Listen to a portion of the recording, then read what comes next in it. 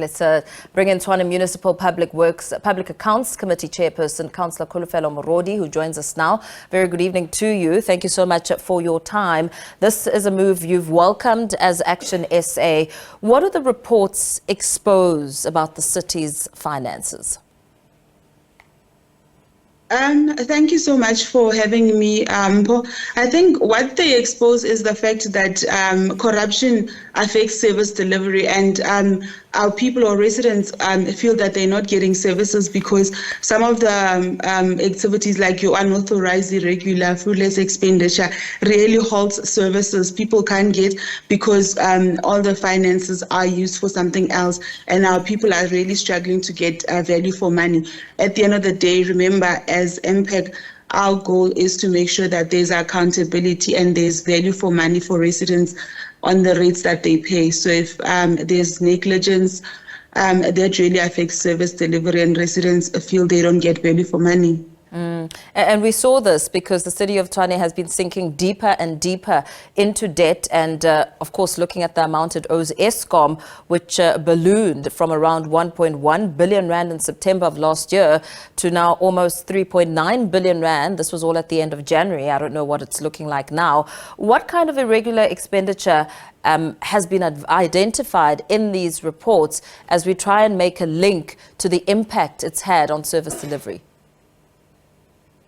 And maybe just to explain, so irregular expenditure, or how it's defined in the MFMA Section 32, it's, for example, if you've got certain projects of maybe you're building a road and different companies come in and they bid, and then you decide, say for example, you are one of the members of the committee that appoints or awards these tenders. You award someone that is not competent to do the job. You know, you award someone who's not competent to do the job. What happens? The person ends up not building that road, and that is what is called irregular expenditure. So what they will do is they look at how you arrived at that decision. So the expenditure is classified in many ways. You've got your unauthorized expenditure. That will be like if maybe we procure something that was not budgeted for. Then you've got irregular, where we can prove that officials were being negligent, like the example I gave earlier, that you pick someone who's not really fit for purpose, even though there were other people, or you overlook people, that companies that applied that could have done the job or had qualified.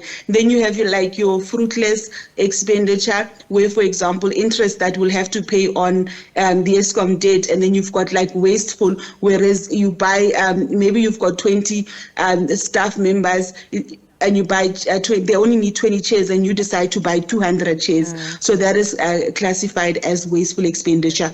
In this instance, what we were looking at was the irregular expenditure, because the irregular expenditure shows us that people went out and acted in a negligible way intentionally. And that is why the remedy, according to Treasury 68, is that we need to recover. So some of the others, you'll find that they get written off, like issues on your interest and stuff. But on the irregular expenditure, if we can prove that the individuals were negligent, we are obligated by law to recover the money from the individuals that acted negligibly. So what kind of message are you now sending by taking this kind of decisive action to recover these funds?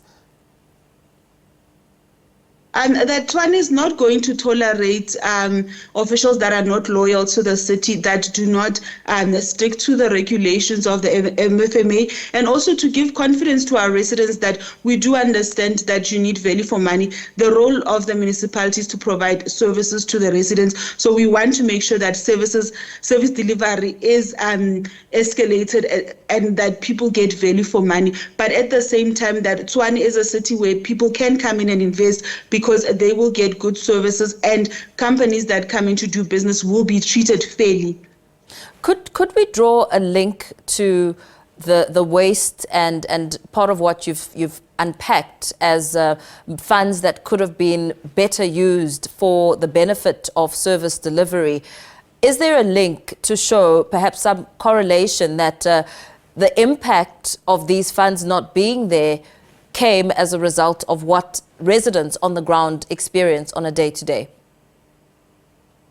Yeah, absolutely important. Like the example, let me stick to the example I gave you earlier on. So we decide we appoint a company that's not qualified. They come in, obviously, they cannot do the job, but the community needs a road. So already the city has paid millions to them. The city needs to also fork out more millions so that we can get the road done. And that means we have to now go appoint a company that is qualified to do the job. So instead of just spending money, say, for example, if you had budgeted 100 million, instead of spending 100 million, you end up spending 200 million. Now that extra 100 million has to come from somewhere, and that compromises other services that communities could get. So really, corruption does slow down progress, and that's why we feel like we're really not getting there as a city.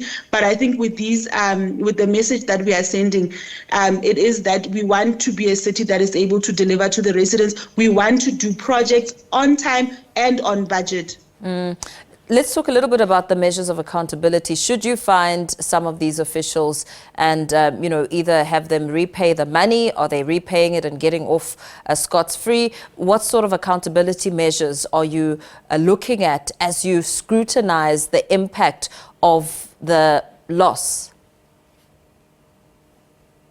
Okay, so what is happening? Remember, MPEC is an oversight committee. We are working hand in hand with the executive where they need to stress, and already this is happening in the city, where they are strengthening the internal controls to make sure that we don't get to a point where companies don't qualify for certain projects, get allocated those projects. So already the finance team is working on making sure that the internal controls are in place, but also as a committee, what we are doing, this is actually what is stated in the MFMA, that once council has approved recovery, the accounting officer, in this case the city manager, he then has to give these individuals 30 days